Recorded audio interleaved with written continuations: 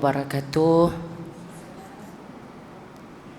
Alhamdulillah nahmaduhu wa nasta'inuhu wa nastaghfiruh wa na'udzu billahi min syururi anfusina wa min sayyiati a'malina may yahdihillahu fala mudilla lahu wa may yudlil fala hadiya lahu. Asyhadu an la ilaha illallah wahdahu la syarika lahu wa asyhadu anna Muhammadan 'abduhu wa rasuluh.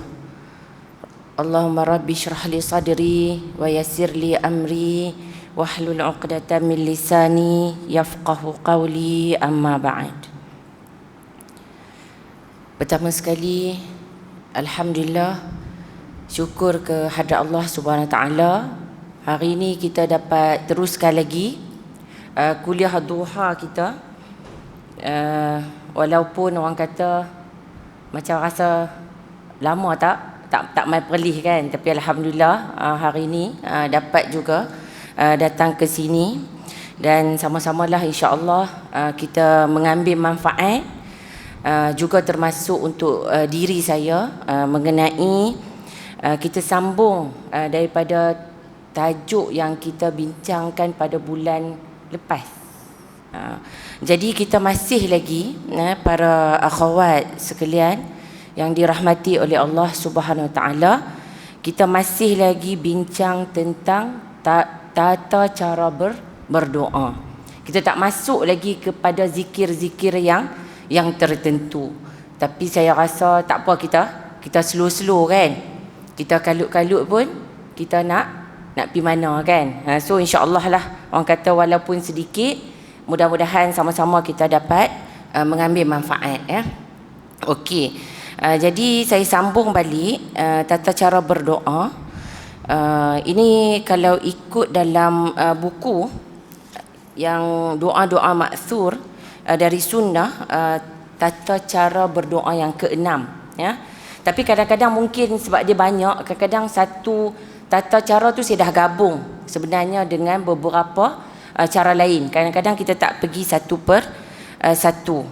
Jadi cara berdoa antaranya yang berdasarkan kepada sunnah Nabi SAW, apa yang ditekankan dalam kita berdoa tu, kita hendaklah sentiasa berdoa, kena selalu, maksudnya kena lazimi, kena konsisten, kena committed, sentiasa berdoa ni dalam setiap keadaan kita.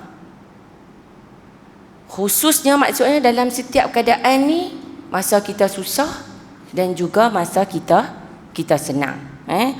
Jadi bukanlah dekat sini maksudnya kita selalunya kalau kita susah tu, sebenarnya kita lagi selalunya masa susah baru kita orang kata cari Allah kan, baru nak berdoa dengan bersungguh-sungguh masa kita susah. Tapi kalau di sini antara dalilnya ialah hadis riwayat dalam Jami' At-Tirmizi. Al-Imam At-Tirmizi menilai hadis ni sebagai gharib, hadis gharib, akan tetapi Syekh Al-Albani menilainya sebagai hasan. Tapi dalam bab doa ini boleh dijadikan sebagai sandaran.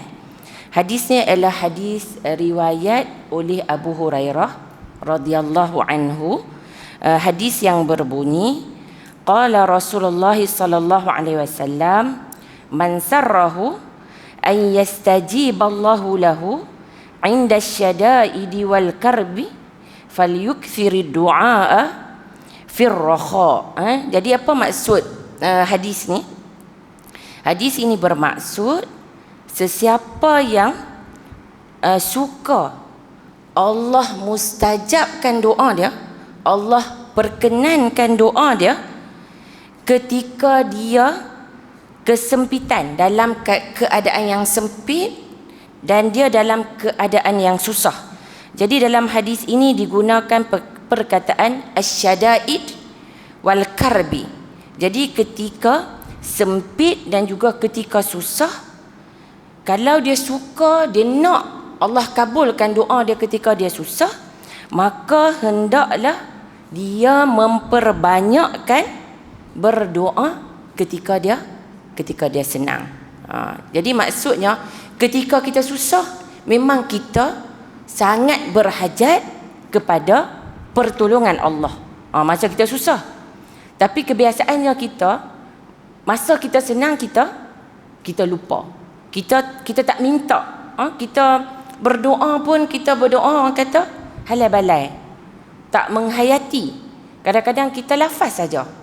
Kita tak faham. Kita kata asalkan kita berdoa. Kita tak minta sungguh-sungguh. Tapi kalau kita diuji dengan ujian yang berat, kan, ditimpa sakit yang serius, ataupun kalangan anak-anak kita ke, saudara mara kita ke, pasangan dan sebagainya, masa itulah baru kita nak minta ke Allah, kan. Jadi kalaulah bukanlah maksudnya ketika susah tu tak boleh berdoa kepada Allah, tak boleh faham macam tu. Tapi kalau nak Allah makbulkan doa kita ketika susah, ketika senang pun kita tak lupa kepada Allah Subhanahu Wa Taala. Jadi doa ni salah satu orang kata apa, bentuk zikir lah. Zikir itu bukan maksud kita hanya lafazkan, tapi maksudnya zikir ini juga kita ingat kepada Allah setiap ketika. Okey, jadi hadis ini sebenarnya dia ada juga ayat Al-Quran lain yang menceritakan tentang orang yang apabila Allah bagi mudarat kat dia, musibah menimpa dia, dia berdoa kepada Allah dengan bersungguh-sungguh. Kemudian bila Allah angkat dah, dia dah berdoa dah, Allah angkat musibah dia, dia buat macam tak ada apa.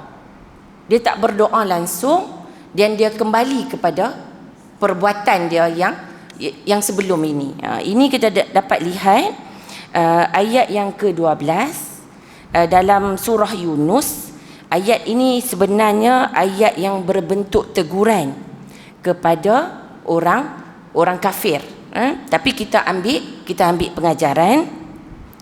Ayat yang bermaksud, dan apabila seseorang manusia itu ditimpa kesusahan, merayulah dia kepada kami dalam segala keadaan, sama ada ketika dia berbaring, atau ketika dia duduk, ataupun ketika dia berdiri. Manakala kami hapuskan, kami angkat kesusahan itu daripadanya, dia terus membawa cara lamanya, seolah-olah dia tidak pernah merayu kepada kami.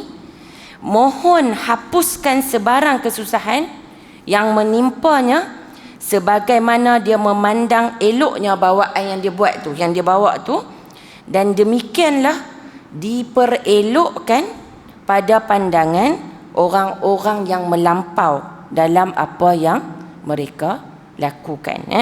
Jadi ini ayat Al-Quran ni selaraslah maksud dia dengan hadis tadi, yang nak menceritakan manusia ni dalam kehidupan kita, memang kita tak dapat lari daripada ujian. Siapa pun, sebab hidup adalah ujian. Tapi bila ujian ni kita ambil pengajaran, sebagaimana yang Allah ceritakan apa yang berlaku kepada golongan musyrik, yang bila dia susah, dia doa betul-betul, khususnya ketika dia berbaring. Dan biasanya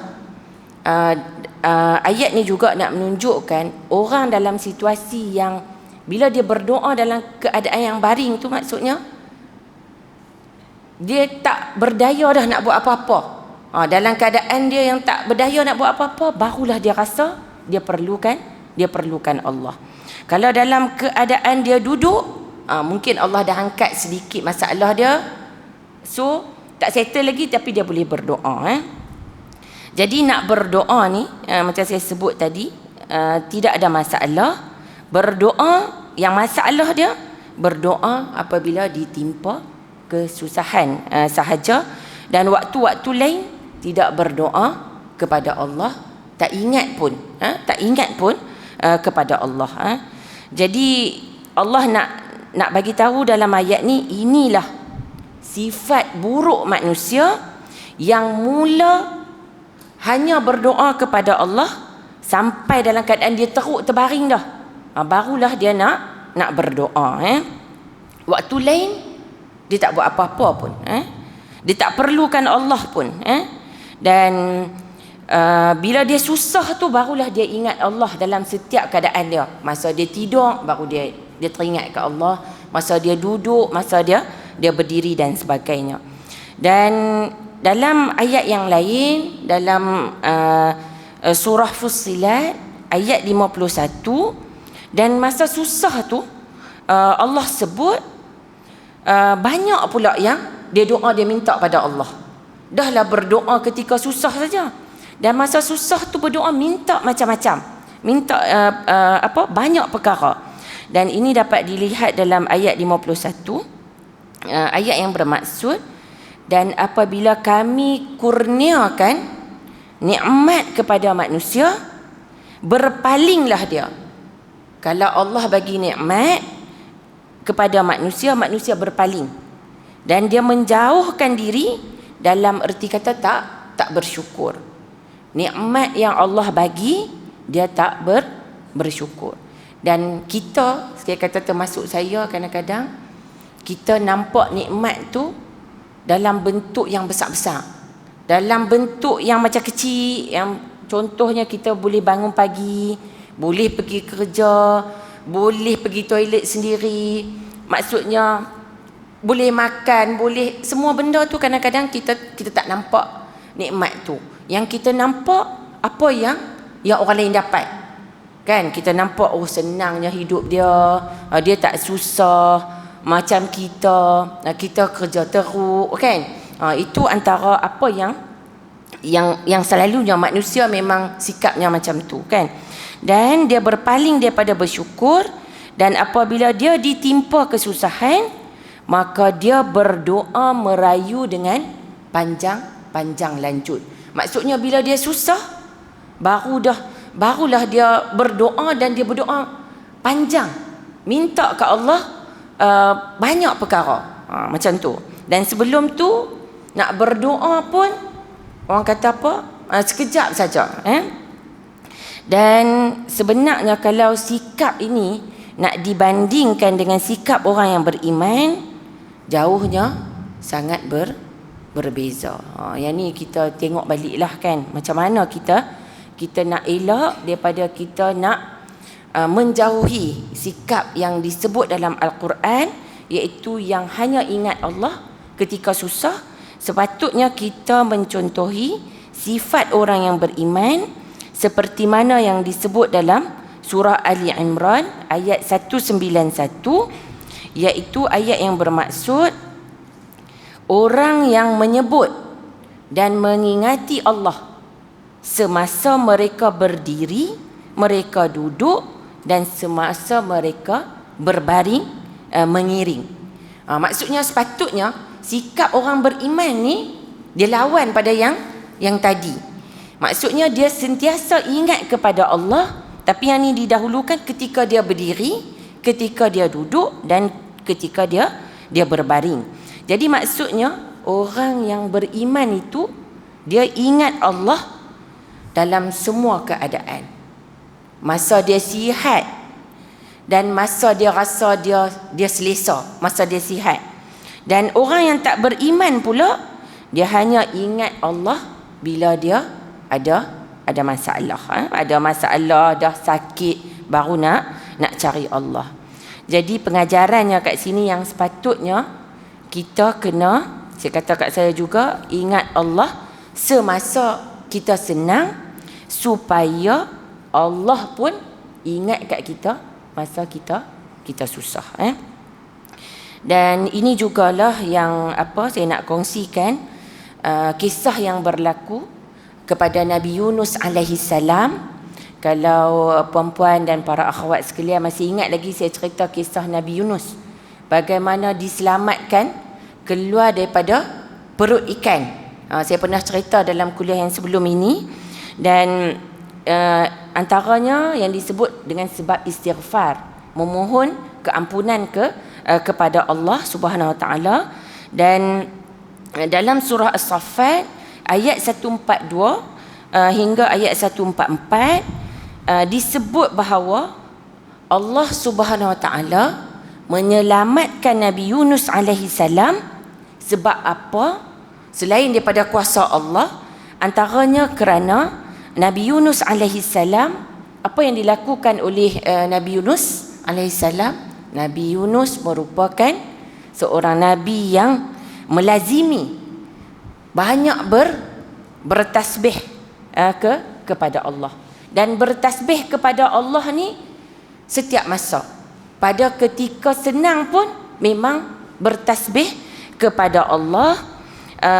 Dan bertasbih ni maksudnya mensucikan Allah.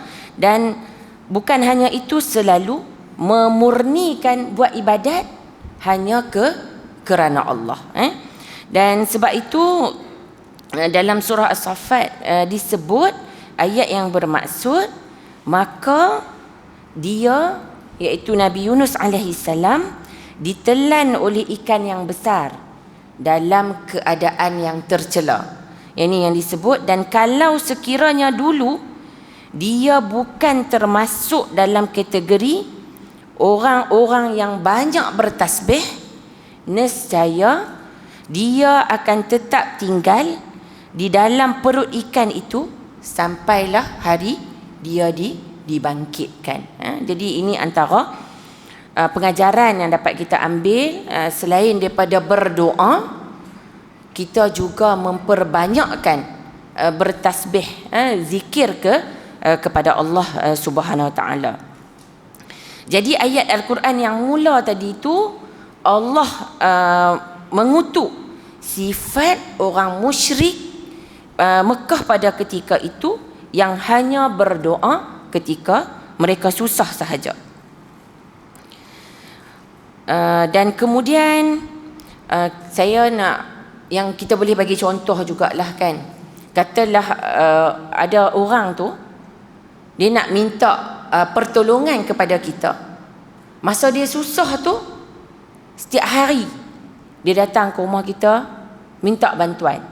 Hari ni mai cakap lembut, minta, esok mai lagi minta bantuan.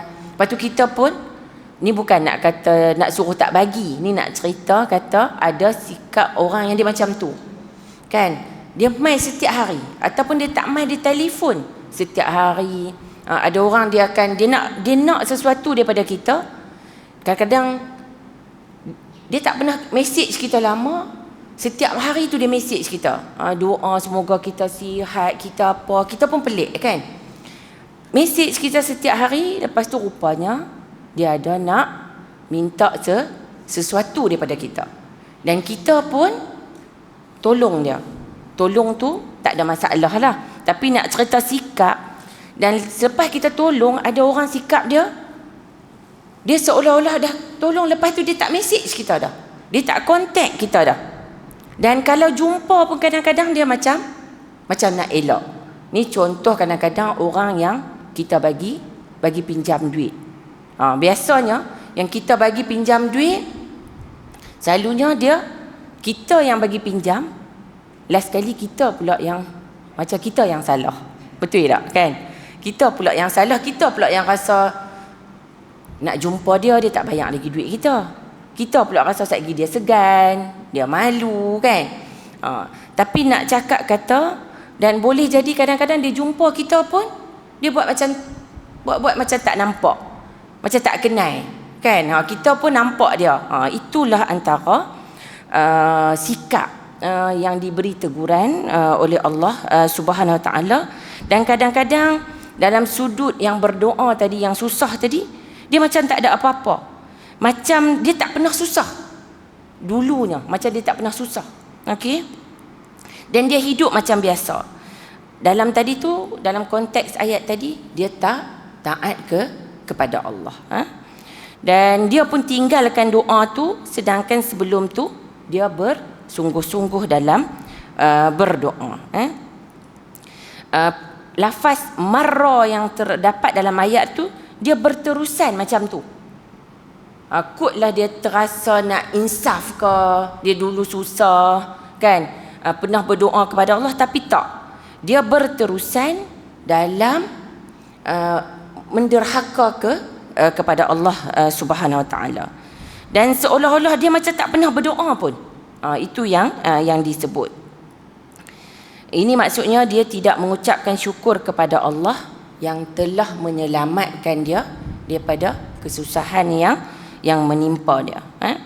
Dan perkara yang sama juga disebut dalam ayat Al-Quran yang lain, antaranya dalam surah Luqman ayat 32, ayat yang bermaksud maksudnya banyak yang berlaku situasi dia macam ni. Bila dah terdesak sangat, barulah nak minta pertolongan. Jadi dalam ayat 32 surah Luqman, ayat yang bermaksud, dan apabila mereka di lambung ombak yang besar seperti gunung.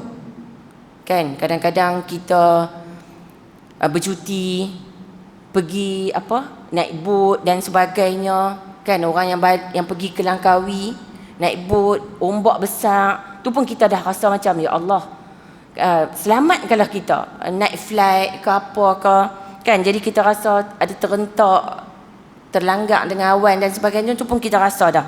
Tapi dalam ayat Al-Quran ini disebut, dan apabila mereka di lambung ombak yang besar seperti gunung, contoh macam tsunami dan sebagainya, mereka menyeru Allah dengan memurnikan ketaatan kepada Allah, maka tak kala Allah menyelamatkan mereka dan Allah bawa mereka sampai ke daratan, lalu sebahagian daripada mereka tetap menempuh jalan yang pertengahan. Tapi bukan nak kata semua orang. Kadang-kadang daripada ayat ini ada orang Allah uji, Allah selamatkan, dan dia rasa memang Allah bagi peluang kedua kat dia. So dia menjadi orang yang lebih baik. Tapi ada orang dia lupa dah. Allah dah selamatkan dia insaf sat. Lepas tu dia kembali kepada perangai dia yang asal. Dan perkara ini juga disebut para akhwat sekalian, disebut dalam ayat 65 surah Al-Ankabut, ayat yang bermaksud, dan apabila mereka naik kapal, mereka berdoa kepada Allah dengan memurnikan ketaatan kepadanya, dan tatkala Allah menyelamatkan mereka sampai ke darat, tiba-tiba mereka kembali mempersekutukan Allah. Ini ayat yang hampir sama tapi dalam surah yang berbeza. Cuma yang di sini disebut mereka kembali tidak, orang kata apa, tulus beribadat kepada Allah Subhanahu Wa Taala semata-mata, kan? Yang inilah dihiaskan, Allah hias kepada orang-orang yang melampau. Allah sifatkan ini sebagai sifat orang yang melampau. Contohnya yang tadi saya kata ayat Quran ini sebenarnya merujuk kepada orang musyrik Quraisy. Mereka kembali kepada syirik, kesyirikan mereka, melampau dalam kehidupan. Jadi ayat ini juga bagi pengajaran kat kita daripada sudut kita berdoa. Maksudnya kita konsisten berdoa. Maksudnya tak tinggal berdoa walaupun sedikit. Setiap hari kita berdoa tapi kita ikhlas, kita minta betul-betul ke Allah. Asalkan kita berdoa, tak semestinya doa tu kena orang kata apa, sejam, setengah jam dan sebagainya, tetapi berterusan. Itu adalah yang sebaiknya. Dan bukanlah ayat ni tak bagi kita banyak berdoa, tapi doa tu kena konsisten. Sebab sepatutnya memang waktu susahlah kita lebih mengharapkan Allah nak bantu kita. Okey. Dan sebab ayat ini juga kita tak boleh faham bila kita kata kita tak payah berdoa langsung. Jangan keliru, jangan kita confuse. Sebab kata nanti susah baru nak cari Allah. So tak payah berdoa langsung. Itu adalah hasutan syaitan yang nak menjauhkan kita lagi daripada Allah.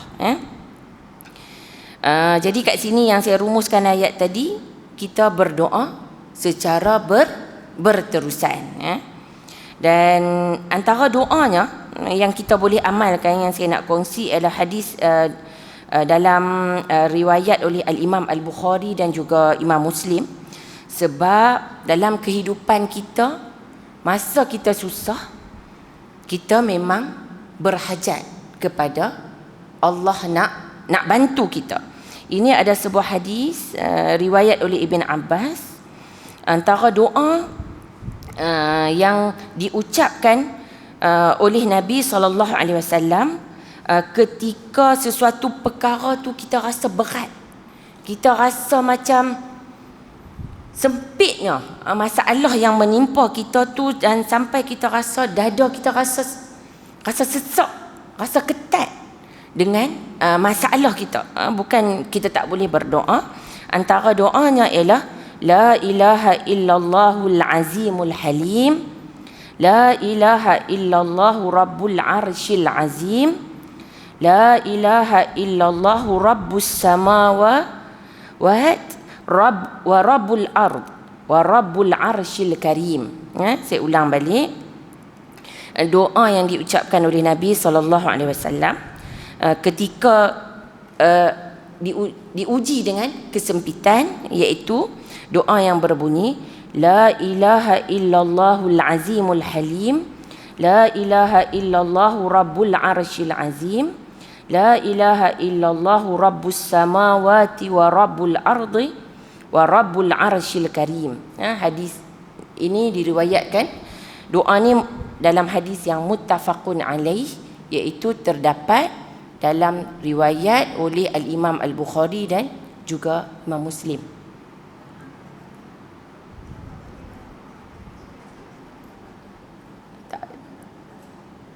Tak berapa. Macam mana?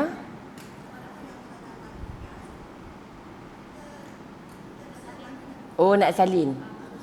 Nanti sebenarnya nanti kita bagi dekat Ustazah Azizah. Sebab doa ni banyak, dekat pejabat mufti pun ada doa ni.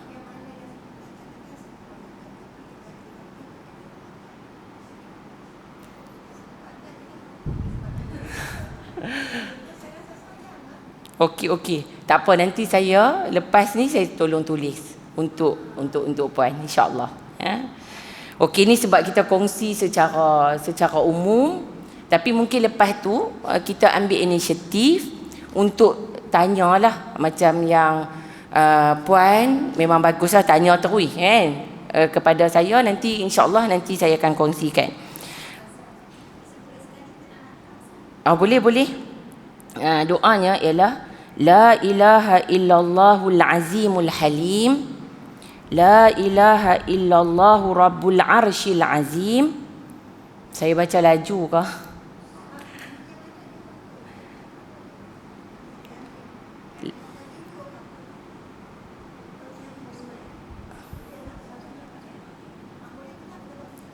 Boleh. Ataupun nanti lepas kuliah nanti saya share dengan puan, ya. Okey. Saya ulang balik yang puan tanya tadi, doanya dia memang kadang-kadang doa ni sebab dia lafaz dia ulang kalimah la ilaha illallah, kalimah yang mentauhidkan Allah. So kadang-kadang kita nak hafal tu, kadang-kadang kita rasa keliru, kita rasa confused nak ulang kan perkataan yang disebut nama Allah. Jadi lafaznya la ilaha illallahul azimul halim, la ilaha illallahu rabbul arshil azim, la ilaha illallahu rabbus samawati wa rabbul ardi wa rabbul arshil karim. Dia mungkin sebab dia, tapi dia doa ni dia tak boleh, kadang-kadang memanglah kan. Kalau saya pun yang ni kita, sebab tu saya kena tengok balik teks sebab kadang-kadang kita nak dapat satu doa dengan lafaz ni tak ada salah sebut, nak faham lagi Dia memang kena usaha, kita usaha selepas tu, termasuk juga saya. Okey. Jadi antara pengajaran yang dapat kita ambil daripada doa ni tadi, kita nak faham dalam doa ni disebut perkataan al-karbu. Al-karbu ni maksudnya macam saya sebut tadi, doa ketika kita rasa sempit sangat dah, tak ada jalan dah. Ini antara apa yang disebut oleh Nabi dan disunnahkan, sebab Nabi biasa baca doa ini ketika mendapat ujian yang berat. Dan sebenarnya penawar daripada ujian yang berat ni, kalau berdasarkan hadis ni, selain daripada kita berdoa, ialah mentauhidkan Allah. Doa kepada Allah semata-mata. Tak minta doa kepada perantaraan orang lain. Okey? Dan juga bermunajat. Daripada doa ni juga kita bermunajat kepada Allah dengan sebut nama dan juga sifat bagi Allah. Dan al-azim tu maksudnya kat sini, al-azim dalam doa tadi tu Allah yang maha agung. Tidak ada yang lebih agung lagi daripada Allah Subhanahu wa taala. Dan al-halim, al-halim menunjukkan Allah mempunyai kesantunan dan juga kemuliaan. Ini antara apa yang disebut dalam doa tadi yang saya kongsikan. Okey. Antaranya juga saya sebut tadi, saya sebut tadi kita berdoa kepada Allah setiap masa supaya kita tak mau Allah lupakan kita kalau kita lupakan Allah. Yang ni yang disebut dalam surah Al-Hashr ayat yang ke-19, ayat yang bermaksud, dan janganlah kamu, Allah bagi perintah kepada kita, dan janganlah kamu seperti orang yang lupa kepada Allah. Jangan jadi macam orang yang lupa kepada Allah. Bila kita lupa kepada Allah, lalu Allah menjadikan mereka lupa kepada diri mereka sendiri. Maksud, kalau kita lupa Allah, Allah jadikan kita lupa terhadap diri kita sendiri. Bukan kita lupa macam mana, bukan kita tak kenal kita ni nama apa, siapa kita dan sebagainya, tetapi kita terlupa untuk membuat persiapan bekalan ke akhirat. Jadi kita duk kalut dengan dunia. Jadi kita tak sempat nak mempersiapkan diri kita untuk nak melakukan perkara-perkara kebaikan. Dan Allah sifatkan orang yang lupa kepada Allah, dan Allah bagi mereka lupa kepada diri mereka sendiri, mereka itulah orang-orang yang fasik. Orang-orang yang fasik. Okey, itu tata cara berdoa yang pertama. Maksudnya berdoa kepada Allah dalam setiap keadaan, ketika susah dan juga ketika kita senang. Jadi kita pindah pula para akhwat sekalian yang dirahmati oleh Allah Subhanahu Wa Taala, tata cara berdoa yang kedua. Okey. Yang kedua ni, kita elakkan apabila kita berdoa, kita elak minta keburukan untuk diri kita, untuk keluarga kita, untuk harta kita. Kadang-kadang dalam hidup ni kita rasa macam, kan kita dah susah sangat dah, kita rasa kan, kita rasa macam ada orang dia rasa macam masalah dia besar sangat dah, so dia berdoa biarlah dia mati kan. Dia berdoa biarlah dia mati, so dia tak payah lagi lalui kesusahan dalam hidup dia. Dan dia tak tahu, yang ni sebab dia fikir sempit, sebab dia nampak masalah. Bagaimana kita nampak nak selesai masalah kita mati dah senang. Kan kadang-kadang orang dia kata, baik aku mati lagi senang. Kadang-kadang orang dia nak ugut anak dia ke, biarlah, dah tak mau dengar kata dan sebagainya, biar je lah kita tak ada. Ada setengah orang dia kata macam tu kan. Tapi sebenarnya, adakah kita cukup bersedia dengan azab di dalam kubur nanti? Kita bersedia ke? Kita cukup ke? Kan? Dan azab di hari akhirat nanti.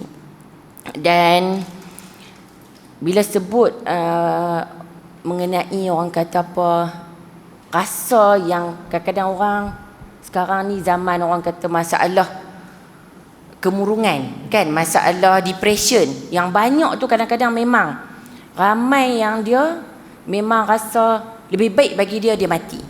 Dan even saya ada jumpa orang daripada luar negara yang kat tempat dia banyak berlaku kes bunuh diri. Dan kes bunuh diri ini melibatkan bukan Islam sahaja, tetapi juga melibatkan kita, orang yang sama agama dengan kita.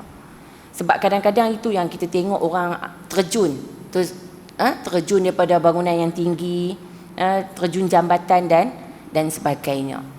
Itu antara kadang-kadang kita rasa yang orang guna istilah stres, stres yang melampau, yang tertekan. Tapi kita doa mudah-mudahan Allah bantu kita supaya kita tidak melihat perkara tu sebagai jalan keluar daripada masalah kita.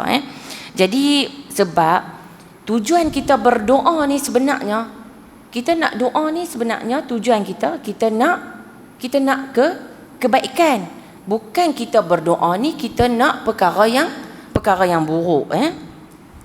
Dan kita berdoa ni sebenarnya kita tak mau perkara yang buruk menimpa kita. Jadi ini berdasarkan sebuah hadis dalam Sahih Muslim. Hadis yang berbunyi, la tad'u ala anfusikum wa la tad'u ala auladikum wa la tad'u ala amwalikum wa la tuwafiqu minallahi sa'atan yus'alu fiha ata'un falyastajibu lakum. Maksud hadis ini, janganlah kamu mendoakan keburukan ke atas diri kamu sendiri. Kita kata, biarlah kita ambillah, kita doa, ya Allah ya Tuhanku, ambillah nyawa aku. Aku tak tahan lagi dah diuji dengan berbagai ujian dalam kehidupan. Lepas satu-satu ujian yang menimpa kita. Bukan hanya dalam hadis ni Nabi larang berdoa keburukan untuk diri, tapi juga doa keburukan untuk anak-anak kita. Kadang-kadang anak-anak ni memang Allah kata anak-anak adalah ujian untuk kita. Dan kadang-kadang kita rasa anak kita, na'udzubillah, tak boleh nak bentuk lagi dah. Orang kata buat satu perkara yang kita rasa kita pun tak boleh nak terima. Orang kata conteng arang di muka kita. Kita pun geram sangat kadang-kadang, bukan satu perkara yang menconteng arang, tapi dengan kita pun tak hormat. Cakap pun guna yang kasar-kasar, tak bantu kita dan sebagainya. Kita geram dan kita doa anak kita dengan sesuatu perkara yang buruk terhadap anak kita, supaya kita kata biar dia belajar sikit. Kita masa kita marah kan, kita kata kita geram kan, sebab kita kata anak kita tak mau terima nasihat kita kan. Dan bukan hanya doa kepada anak-anak, jangan doa keburukan terhadap harta. Selalunya jaranglah kan, harta yang ada ni lagi nak jaga, tak mau bagi hilang. Tapi kadang-kadang orang mungkin dia rasa dengan harta dia tu menyusahkan hidup dia. Anak-anak bergaduh, tak meninggal lagi. Tapi harta tu menyebabkan masa hidup pun anak-anak dah bergaduh. Anak-anak bermasam muka. Anak-anak tak bercakap. Okay? Jadi mungkin ini antara perkara-perkara yang boleh menyebabkan seseorang itu melafazkan doa yang dia minta keburukan untuk diri dia, untuk anak dia, untuk harta dia. Dan Nabi SAW kata, janganlah kalian berdoa seperti itu, kerana boleh jadi waktu yang berdoa macam tu dia bertepatan waktu mustajab. Allah mustajabkan doa tu, dan Allah pasti kabulkan pada masa tu. Jadi sebenarnya lepas tu dia akan rasa menyesal. Kenapa dia minta perkara-perkara yang buruk menimpanya. Jadi sebab itu kalau kita tengok balik kepada ayat Al-Quran yang lain yang menunjukkan manusia ni, asalnya Allah cipta, asalnya manusia itu dia bersikap terburu-buru. Terburu-buru ni maksudnya dia nak sesuatu tu sebelum sampai masa dia. Itu yang bersikap terburu-buru. Ini dapat dilihat dalam surah Al-Isra ayat 11, ayat yang berbunyi, dan manusia mendoakan kejahatan sebagaimana dia mendoakan kebaikan. Maksudnya dia doa perkara yang buruk sebagaimana dia mendoakan perkara yang baik. Dan manusia bersifat tergesa-gesa. Bila marah ni kan, bukan hanya boleh kata macam-macam, kan, boleh lebih pada tu, kan, bila dikuasai oleh marah. Jadi ayat 11 ni sebenarnya Allah menegur perbuatan manusia yang minta keburukan macam mana dia minta kebaikan.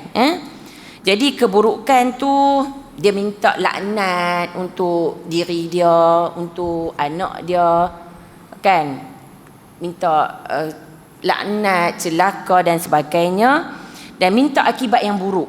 Yang tu yang dimaksudkan. Tapi sebenarnya ayat ni kita ambil pengajaran. Sebenarnya ini dalam konteks ayat ni merujuk kepada kaum musyrik Quraisy yang menolak Nabi. Menolak Nabi dan mereka doakan keburukan. Okey, sebab kebanyakan manusia memang sifatnya bersikap tergopoh gapah. Kemudian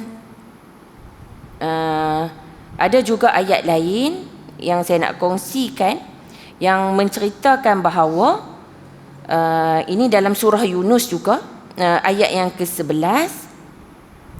Dan kalau Allah, ayat ini bermaksud, dan kalau Allah segerakan bagi manusia azab sengsara yang mereka minta disegerakan. Mereka minta Allah turunkan azab tu dengan cepat.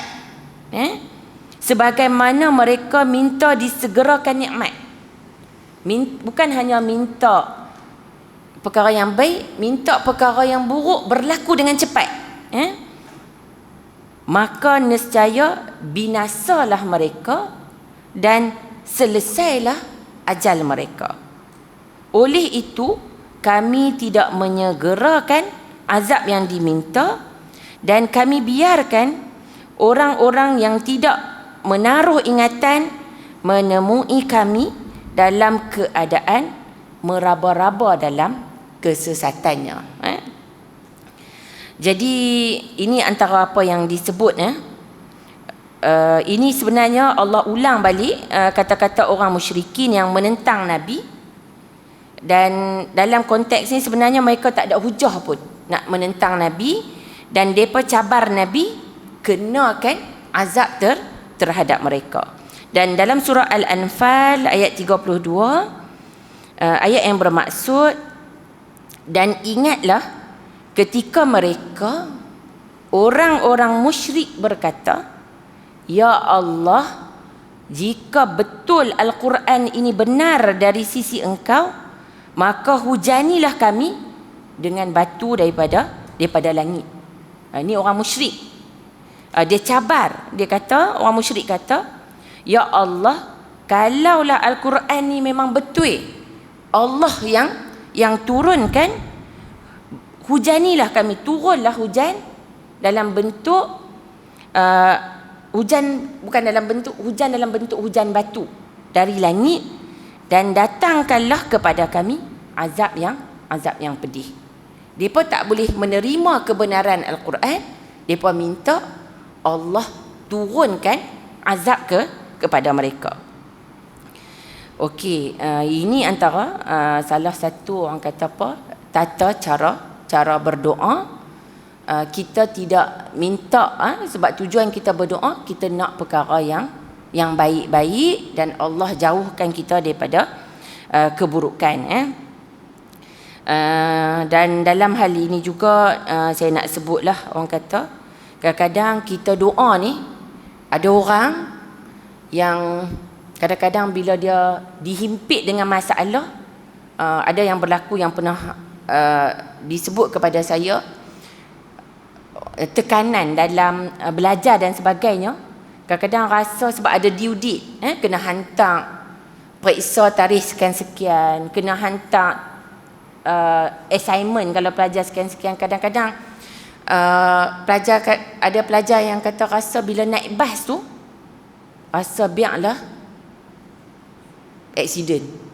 Ada yang sampai tahap yang tekanan yang macam tu, ada. Dan ada juga kadang-kadang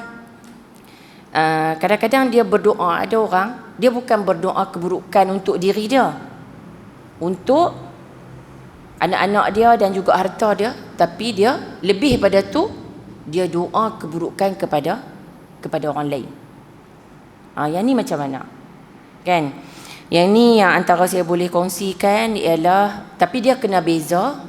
Ada orang memang dia kata sebab dia geram dekat orang lain, dia kata dia tak tinggal doa orang yang bagi dia mungkin fitnah dia dan sebagainya, buat jahat. Tapi ini pun kita kena tengok balik lah kan.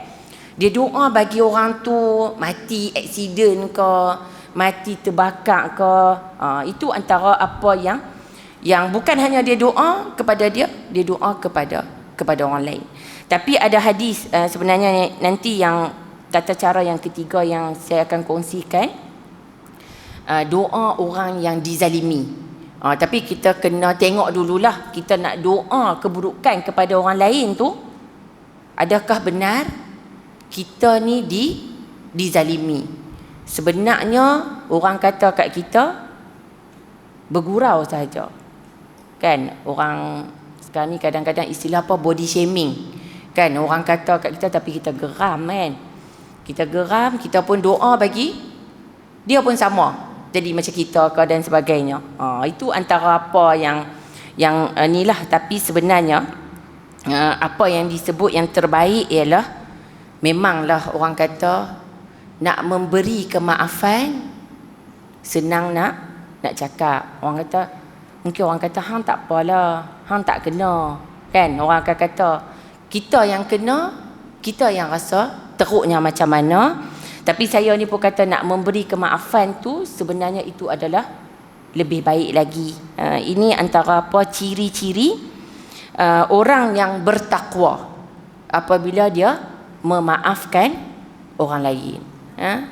Jadi ini berdasarkan disebut syurga itu untuk orang-orang yang bertakwa. Dan sifat muttaqin ini Allah sebut dalam surah Ali Imran ayat 133 hingga ayat 134, ayat yang bermaksud, dan bersegeralah kamu kepada keampunan dari Tuhanmu, minta ampun kepada Allah dan kepada syurga yang luasnya seluas langit dan bumi, yang disediakan untuk orang-orang yang bertakwa. Dan orang yang bertakwa tu orang yang macam mana?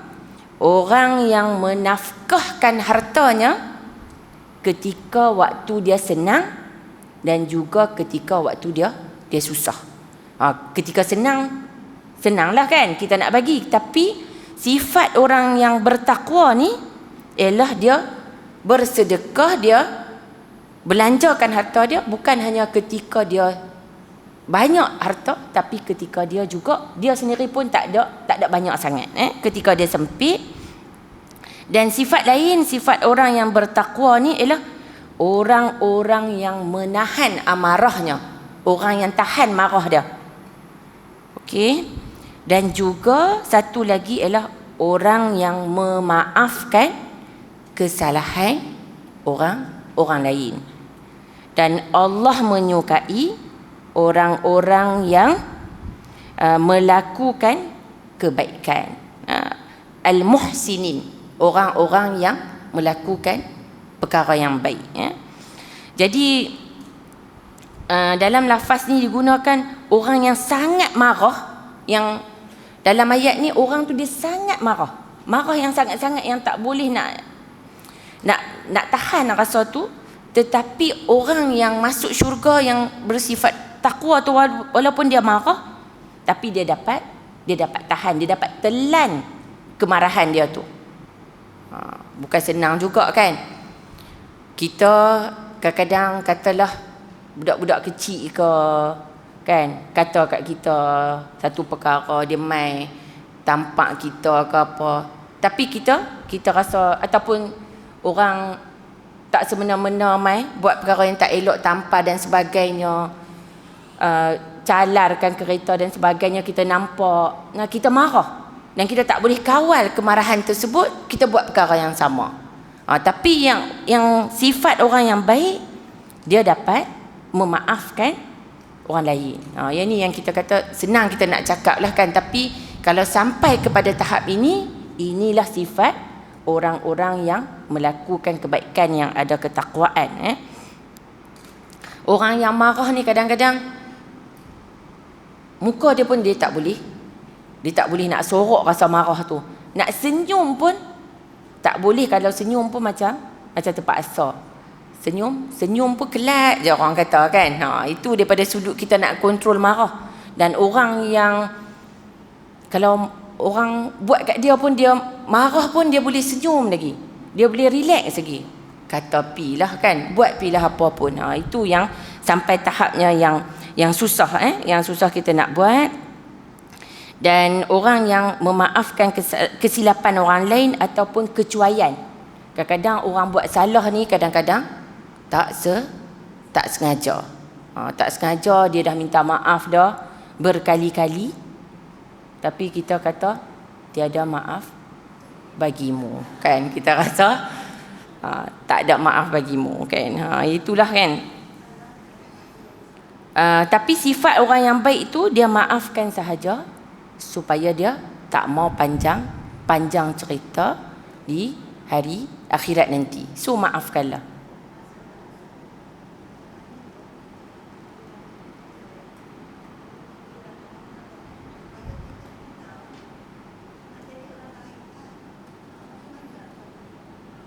Sifat marah tu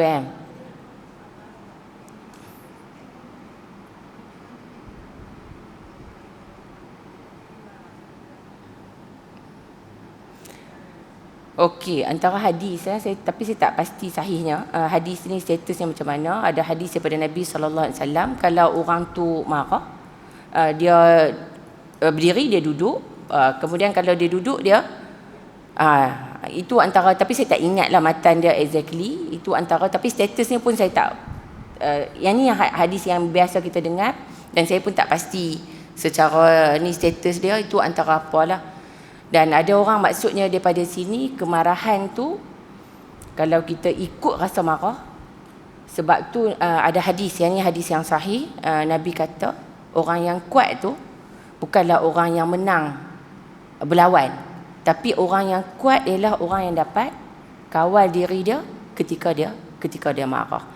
Nak cakap kata susahnya kita nak kontrol rasa marah, tapi kalaulah dia dapat kontrol rasa marah dia, dialah sebenarnya orang yang kuat. Tapi cara dia kena bagi reda dululah, ambil lah. Kalau rasa masa tu marah sangat dengan orang tu, masa tu jangan duk pergi cari pasal lagi dengan dia, elakkan dia dulu dan sebagainya lah. Itu pandangan saya, tak ada dalil lah, wallahu alam antara apa yang disebut lah kan. Dan kat sini saya nak sebut muhsinin tadi, orang yang ada hati yang baik.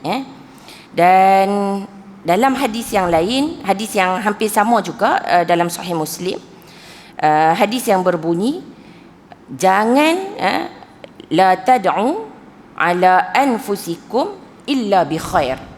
Jadi jangan berdoa untuk diri kita, melainkan minta perkara yang baik-baik sahaja. Sebab apa? Kerana malaikat akan mengaminkan apa yang kalian ucapkan. Sebab tu nak doa, kena doa perkara yang baik-baik, sebab malaikat akan aminkan apa yang kalian ucapkan. Jadi sebab tu nak berdoa dia ada waktu-waktu mustajab, ketika hujan dan sebagainya itu. Jadi sebab itulah kita kena berfikir sebelum kita nak, orang kata doa ni pun kita kena berlapik perkara baik yang kita minta. Kadang-kadang kita rasa perkara tu baik untuk kita. Kita rasa kita nak sekian-sekian, tapi kita kata, ya Allah, kalau perkara tu baik untuk kita, minta Allah kabulkan untuk kita, sebab kita tidak mengetahui perkara yang gaib. Kita tak tahu masa depan kita. Kan, kita kalaulah kita tahu masa depan kita, senanglah kita nak planning dan sebagainya. Tapi kita tak tahu apa yang terbaik yang Allah dah takdirkan untuk kita. Kita doa, kalau kita nak Allah bagi kesenangan kat kita, dan kesenangan tu memberi kebaikan kepada kita.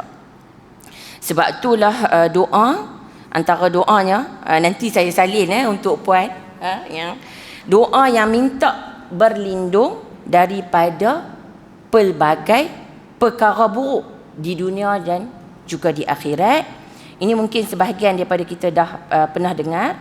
Doa ini terdapat dalam Sahih Al-Bukhari dan juga Sahih Muslim. Nabi bersabda, hadis riwayat Abu Hurairah, ani Nabi sallallahu alaihi wasallam qala, ta'awwadhu billahi min jahdil bala. Allahumma inni a'udzu bika min jahdil bala wa daraki syaqa wa su'il qada wa syamatatil a'da. Mungkin sebahagian saya sebut lajulah, nanti okey. Allahumma inni a'udzu bika min jahdil bala wa daraki syaqa wa su'il qada wa syamatatil a'da. Jadi maksudnya kat sini, ya Allah, ya Tuhanku, dalam hadis ni bermaksud mintalah perlindungan kepada Allah daripada jahdil bala. Jahdil bala ni maksud apa? Ujian yang berat. Jangan Allah timpakan kita dengan ujian yang berat yang tak mampu kita pikul. Dan juga minta perlindungan wadaraki syaqa, maksudnya kesengsaraan hidup yang hebat, hidup sengsara yang teruk. Kita minta jangan kita dijauhkan daripada kesengsaraan yang berat. Dan juga wasu'il qada, maksudnya su'il qada ialah takdir yang buruk yang menimpa kita. Dan juga minta perlindungan daripada apa? Syamatatil a'da, maksudnya kegembiraan musuh kita, orang yang tak suka kat kita ketika kita ditimpa ujian ataupun kita kalah. Minta musuh kita dia tak bergembira. Bila kita susah, sebenarnya orang yang tak ikhlas dengan kita, dia suka tengok kita kita susah. Minta perkara tu tidak menimpa kita, tapi sebaliknya kita minta kalau kita ditimpa susah, akan ada orang yang ikhlas membantu kita, bagi semangat, kalau tak bagi bantuan bagi semangat dan sebagainya. Jadi beratnya ujian ni contohnya macam ujian macam penyakit yang kronik, yang serius. Boleh juga jadi ujian yang dalam bentuk yang tu yang nampak kan sakit. Boleh jadi juga ujian dalam bentuk gangguan daripada orang lain, celaan orang, fitnah orang, mengumpat dan sebagainya. Kita boleh minta jahdil bala. Dan wadaraki syaqa maksudnya binasa kat sini lawan daripada bahagia. Bahagia tu lawan dia sengsara. Tak mau kita ditimpa dengan kesengsaraan yang teruk yang berlarutan. Jadi kat sini kita minta kita tidak binasa di dunia, tak binasa jiwa, keluarga, harta dan juga urusan akhirat. Tak binasa dengan sebab dosa dan kesalahan kita istighfar kepada Allah. Dan satu lagi ialah su'il qada, maksudnya takdir yang kita rasa buruk dan kita rasa takdir kita ni kita sedih. Kenapa kita susah?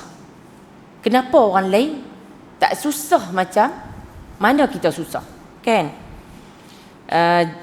Boleh jadi susah ni susah dalam urusan agama, susah daripada sudut keluarga, susah daripada sudut harta, susah daripada sudut pengakhiran hidup. Kadang-kadang orang ketika muda hidup dia senang je. Dan bila tua, yang ni pun semua akan melalui. Kita tak selama-lamanya muda. Semua akan tua, dan bila kita tua, kita akan rasa satu, saya kata, bila kita tua, kita rasa kita memang lemah, tidak berdaya. Kita tak kuat macam dulu, dan kita rasa betul lah anak-anak pun dah ada kehidupan masing-masing, anak-anak tak ambil berat dan sebagainya. Dan kita minta supaya kita dijauhkan daripada wasu'il kibar. Maksudnya tua kita tu dalam keadaan yang buruk. Maksud semakin kita tua, kita nak pengakhiran yang baik daripada satu sudut kehidupan kita dan juga daripada sudut husnul khatimah. Dan juga minta Allah jaga kita lah urusan kita sampai ke penghujung usia kita. Okey, inilah yang saya nak sebut. Dan sepatutnya memanglah saya kata senang, ujian yang menimpa kita, semua orang kalau boleh dia nak. Ada orang dia melihat hidup dia tak ada masalah, bagi dia anak dia semua okey, semua nikmat je, dia tak rasa benda tu sebagai ujian. Ada orang ujian hidup dia Allah uji. Tetapi sebenarnya ujian ini apa yang disebut dalam hadis sahih Muslim, Nabi SAW yang bermaksud sesungguhnya mengagumkan urusan orang mukmin, sesungguhnya semua urusannya baik baginya. Urusan semua yang berlaku kat dia baik bagi dia. Dan demikian itu tidaklah dimiliki seorang pun kecuali hanya oleh orang yang beriman. Jika dia mendapat kebaikan, dia bersyukur. Maka itu merupakan kebaikan baginya. Dan jika keburukan menimpanya, kemudian dia bersabar, itu adalah kebaikan untuknya. Maksudnya bila ditimpa kesusahan, diberi kebaikan, dia bersyukur. Bila diberi ujian dalam bentuk susah, dia bersabar, itu adalah kebaikan baginya. Okey, saya rasa kita sempat orang kata dapat mengambil manfaat daripada dua tata cara berdoa. Yang pertama tadi tu berterusan berdoa ketika susah dan senang. Yang kedua, tata cara berdoa yang kedua ialah kita tidak mendoakan keburukan untuk diri kita, untuk anak-anak kita dan juga untuk harta kita, dan juga tidak mendoakan keburukan untuk orang lain. Ini dalam kes yang orang kata, melainkan kalau memang benar-benar dia dizalimi. Sebab sepatutnya saya boleh kongsikan, tapi masa kita tentang apa yang berlaku kepada Nabi SAW. Nabi pernah mendoakan kepada orang Quraisy. Nabi pernah mendoakan kebinasaan. Tapi ini dia ada kaitan dengan bila kita nak berdoa sesuatu perkara, Nabi ulang doa sebanyak 3 kali. Ini antara tata cara berdoa. Banyak sebenarnya ini dalam hadis sahih Al-Bukhari yang menunjukkan kata, hadis yang berbunyi, Nabi berkata, hadis tu panjang, thumma qala Allahumma alaika bi Quraisy, Allahumma alaika bi Quraisy, Allahumma alaika bi Quraisy. Jadi maksudnya, sebab apa? Kalau nak cerita hadis ni, kenapa Nabi doakan kebinasaan kepada orang Quraisy? Sebab berlaku penentangan yang sangat dahsyat terhadap dakwah yang dibawa oleh Nabi SAW. Apa yang orang Quraisy tak kata kepada Nabi? Daripada sudut mental, orang kata menggelarkan Nabi dengan bermacam-macam gelaran. Kata Nabi orang gila, kata Nabi penyihir dan sebagainya. Bukan hanya kata-kata cacian dan celaan, tetapi juga berlaku orang kata perbuatan yang menyakitkan daripada sudut fizikal Nabi. Antaranya ialah apa yang disebut dalam riwayat oleh Al-Imam Al-Bukhari, riwayat Abdullah bin Mas'ud. Nabi SAW, kita tengok sikit, kita ambil sama-sama ambil iktibar apa yang berlaku, bagaimana perjuangan Nabi dulu. Nabi SAW tengah solat dekat Kaabah, sementara Abu Jahal dan rakan-rakannya sedang duduk-duduk. Tiba-tiba salah seorang daripada mereka berkata, siapa yang berani untuk ambil isi perut unta di permotongan Bani Fulan sekian, kemudian letakkan, ambil isi perut unta tu, letak atas punggung Nabi SAW ketika Nabi sujud. Siapa yang nak buat macam tu? Dan akhirnya berdiri salah seorang daripada mereka yang bernama Uqbah bin Abi Mu'aiz, dan dia datang, dia bawa kotoran tu, dia bawa isi perut unta yang kotor tu, dan dia tunggu sampai Nabi sujud, dan dia letak atas punggung dan juga bahu Nabi. Dan bila dia tengok tu, salah seorang yang buat macam tu, dia gelak.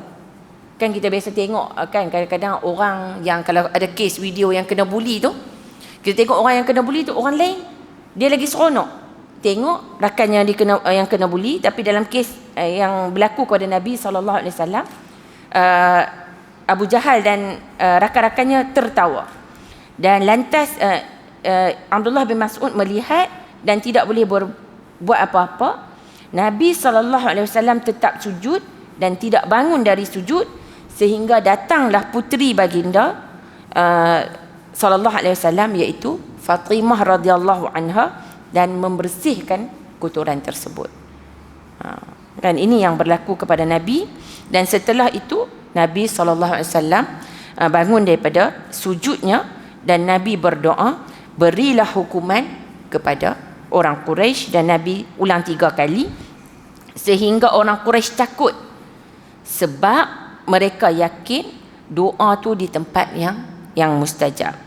Dan Nabi sebut lagi, Nabi doa, ya Allah, berilah hukuman kepada Abu Jahal, berilah hukuman kepada Utbah Rabi'ah, Syaibah bin Rabi'ah, Al-Walid bin Utbah dan beberapa nama lagi. Demi Allah,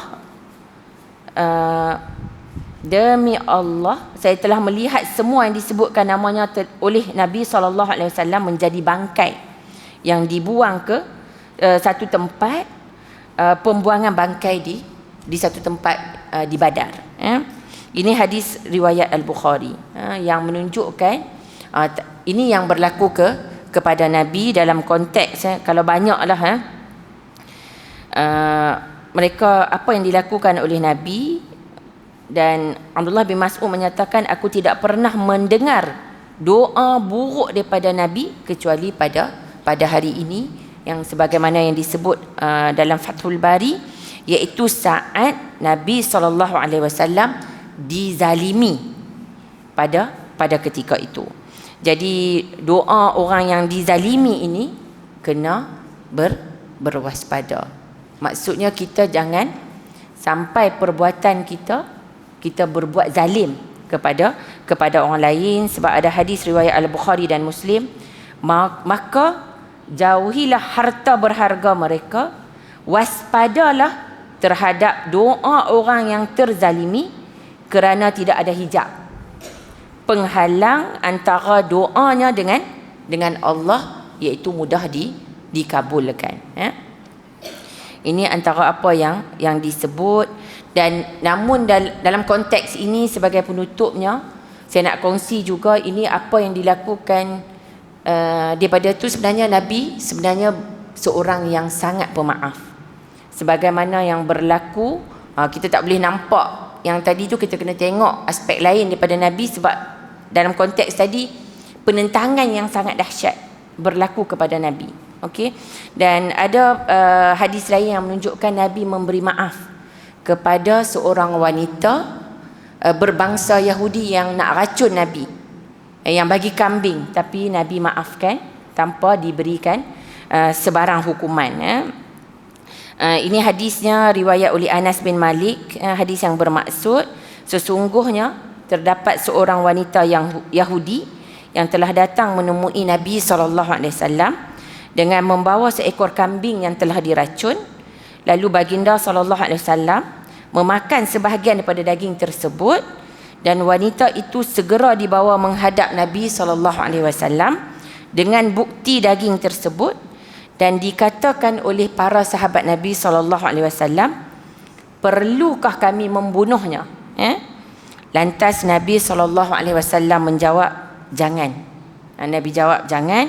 Dan sejak itu aku melihat kesan racun pada lelangit mulut Nabi SAW.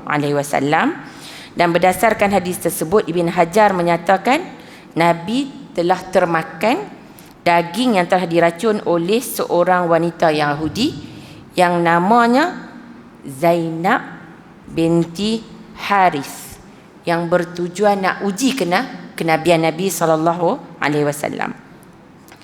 Tapi Nabi tidak mengizinkan para sahabat membunuh wanita tersebut dan dibebaskan tanpa sebarang hukuman. Ini apa yang disebutlah daripada konteks saya kata tadi yang marah tadi tu kan. Daripada sudut ni kita mencontohi Nabi SAW. Kita cuba, orang kata apa, jiwa yang boleh senang memaafkan perbuatan orang lain, sebab kita sendiri pun orang yang tidak sempurna. Kadang-kadang kita pun tak sengaja, dengan tak sengaja kita melukakan hati orang lain. Kita kadang-kadang kita tak sedar perbuatan kita sebenarnya telah menyusahkan orang lain dan sebagainya. Jadi saya rasa setakat itu sajalah perkongsian daripada saya, dan saya dah tambah satu lagi, tata cara berdoa ialah berdoa sebanyak 3 kali. Dan saya rasa mudah-mudahan kita mendapat manfaat daripada perkongsian pada pagi ini, khususnya untuk saya.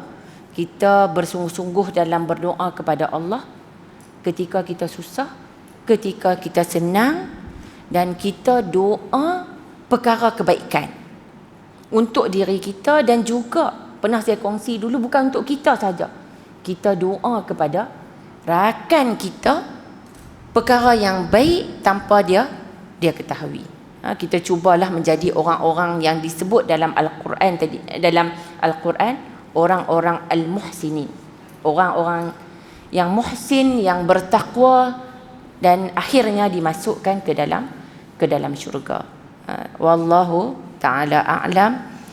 Aqulu qawli hadza astaghfirullah li wa lakum. Wassalamu alaikum warahmatullahi wabarakatuh.